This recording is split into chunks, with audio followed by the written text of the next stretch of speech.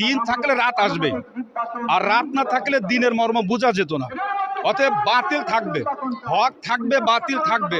তবে আল্লাহ রাব্বুল আলামিন বলেন জাল হক ওয়াজহাকাল বাতিল, হকের আওয়াজ হবে, বাতিল এমনি পালায় যাবে।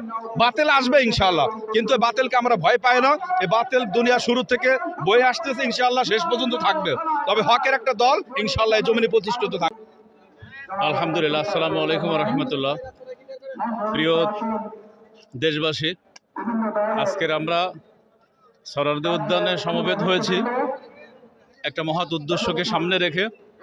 আপনারা অবশ্য শুনেছেন বিভিন্ন সংবাদের মাধ্যমে যে আমাদের রাহাবার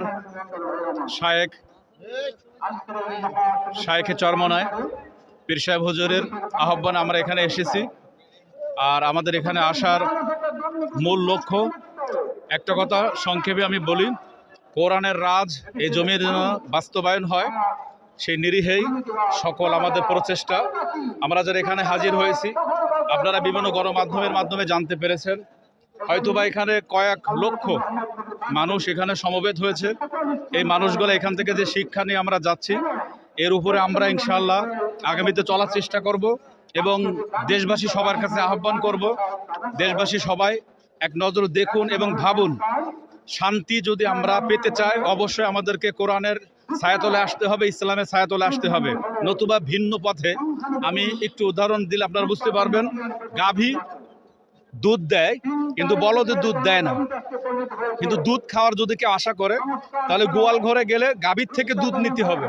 যদি রাস্তা ক্রস করে অন্য লাইনে যদি আমরা হাত দিয়ে থাকি, তাহলে সেটার দুর্গন্ধ নাফাকি ছাড়া কখনো দুধ পাওয়া যাবে না। ঠিক তদ্রূপ যদি এ বাংলার জমিনে আমরা শান্তি পেতে চাই, অবশ্যই আমাদেরকে ইসলামের ছায়াতলে ফিরে আসতে হবে, কোরআনের ছায়াতলে ফিরে আসতে হবে। তাহলে ইনশাআল্লাহ এ দেশ শান্তির দেশ ইনশাআল্লাহ দ্রুত কায়েম হবে। এখনো পর্যন্ত যেহেতু আমাদের শায়েখ, আমাদের রাহবার, তার থেকে বিপরীত এরকম টার্গেট কোনো আসে না, অতএব আমাদেরকে কথা বলা হয় না, অতএব আমরা এই বিষয়ে কিছু বলতে পারবো না। আপনার আগামী ভবিষ্যৎ কিভাবে করতে চান? আগামী ভবিষ্যৎ আমরা চাই ইনশাআল্লাহ আমাদের যত কষ্ট হোক, যদি আমাদের রক্ত দিতে হয়, যদি আমাদের জীবনও দিতে হয়, ইনশাআল্লাহ এই বাংলার জমিনে আমরা ইনশাআল্লাহ কোরআনের রাজ কায়েম করবো ইনশাআল্লাহ। ইনশাআল্লাহ ভেবে নিতে পারি আগামীতে স্বৈরাচার কোনো শাসক আসবে না। রাত থাকলে, দিন থাকলে রাত আসবে, আর রাত না থাকলে দিনের মর্ম বোঝা যেত না। অতএব বাতিল থাকবে, হক থাকবে, বাতিল থাকবে।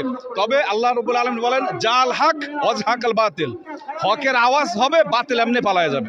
বাতিল আসবে ইনশাআল্লাহ, কিন্তু এই বাতিলকে আমরা ভয় পাই না।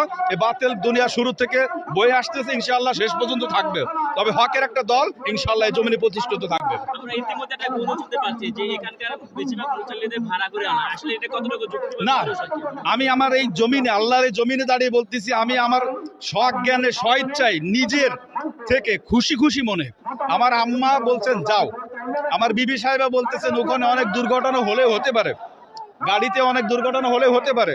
আমার মা বলতেছেন, আমার আম্মা বলতেছেন যে আমার সন্তানকে এই লাইনে আমি ছেড়ে দিচ্ছি, যদি তার এই লাইনে তার মৃত্যু হয়, আমি আল্লাহর কাছে ইনশাআল্লাহ শুকর আদায় করব, আমার সন্তানের শাহাদাতে মৃত্যু ইনশাআল্লাহ।